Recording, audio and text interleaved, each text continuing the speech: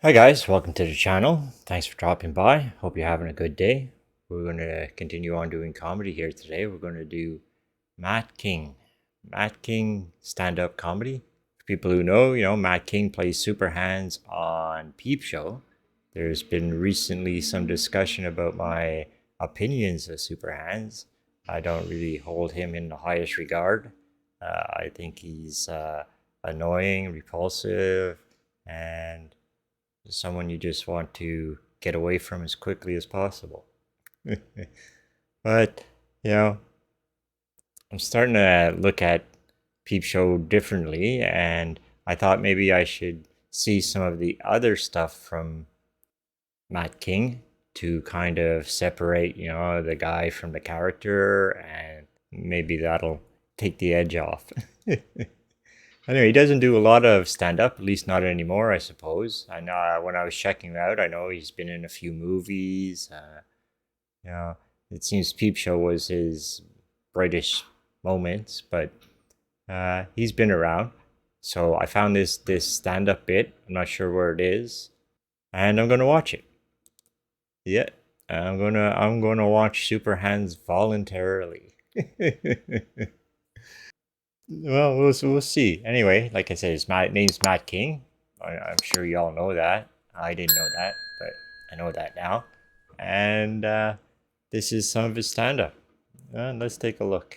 A lot of comedians talk about being stoned on stage. Oh, young. I am. So, nah, of course I'm not. I wouldn't do that on telly, would I? It'd be stupid. Shit. I know.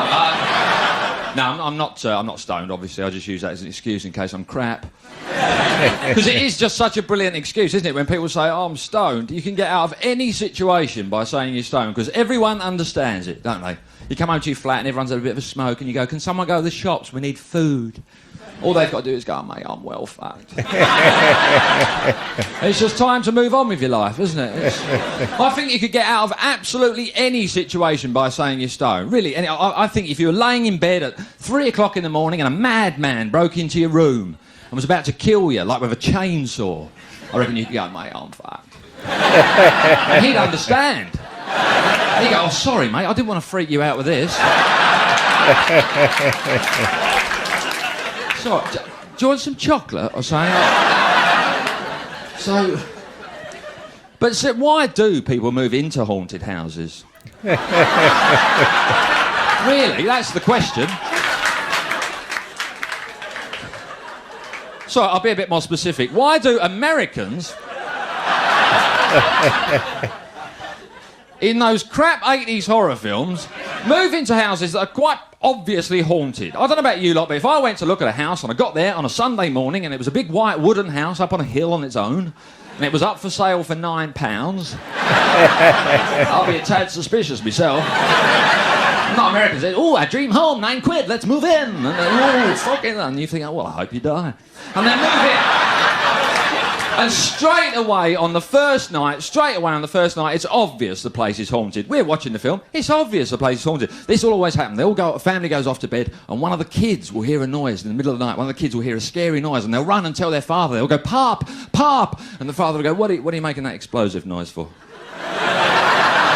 I heard a scary noise. And fathers in those films, as all our dads did, whenever we heard a scary noise, they always do that same thing. They give you that patronising sort of... Don't worry about that noise. That was probably just the wind. I don't know about you, but I've heard the wind. The wind, to me, goes sort of like...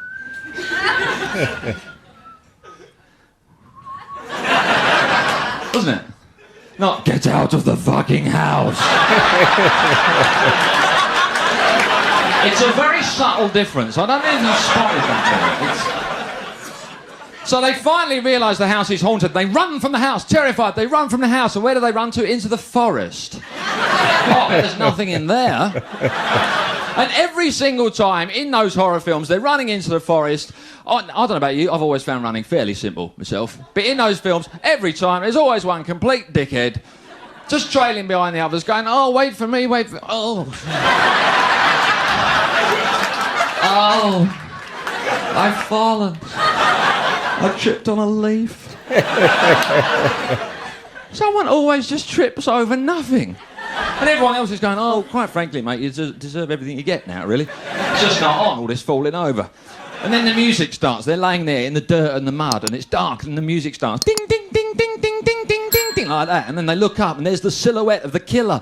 And he's a massive bloke with a big fuck-off axe and a hockey mask on. And every single time in those films, a person on the floor goes, oh, no, please don't kill me. Oh, please don't help. Don't. That's stupid. All you got to do is go, oh, mate, I'm really stoned.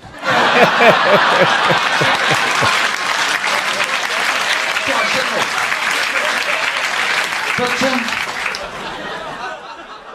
But I love them. I love them. Wildlife documentaries, don't you?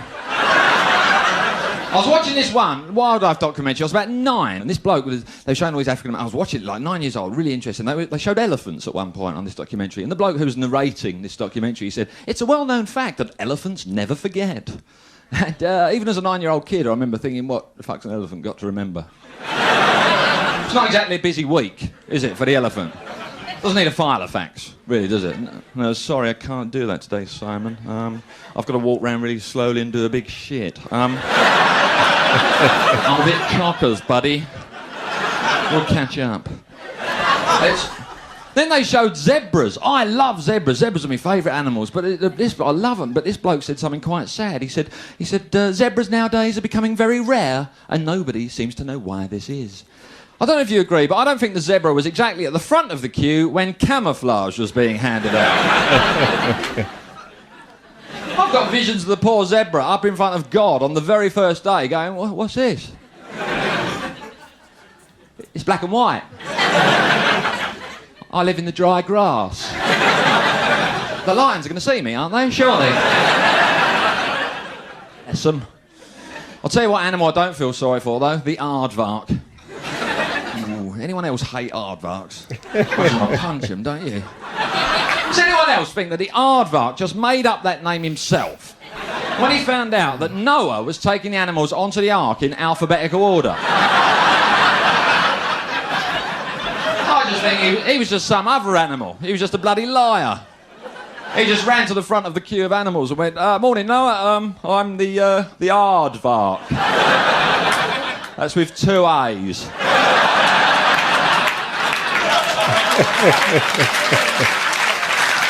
Might be first, wouldn't I, surely? Just behind him is the armadillo going, oh, for fuck's sake! What is going on? I've been here for days. I've got my sleeping bag out. No, I was first, mate. I don't get this. He's just pushed it to... Hang on. Does anyone else remember? Was I first? About 12 animals back is the elephant going... Can't help me, mate. Hang on. Right at the very back of the queue, there's a zebra going, I don't know what you lot are arguing about. I'm black and white, and my name begins with Z. Ladies and gentlemen, thanks very much. You've been absolutely fantastic. Okay, so that was Mark King, a little bit of comedy there. I'm not, like I said, not sure where it's from. The title of the video I'm watching just says Matt King from Peep Show. And yes, he is from Peep Show. It was pretty funny. He seemed like a decent guy. Always talk about drugs, though. I don't know. It was pretty funny. Like, he had some funny stuff. I think Super Hans would have come out and beat him just for wearing that outfit. But I guess this is a while ago. So, yeah, it was a pretty funny guy. He seemed like a normal person, mostly. So thanks for watching. I hope you're going to like the video. And subscribe to the channel, turn on your notifications, and share the video around. So, we'll see you next time. Have a nice day.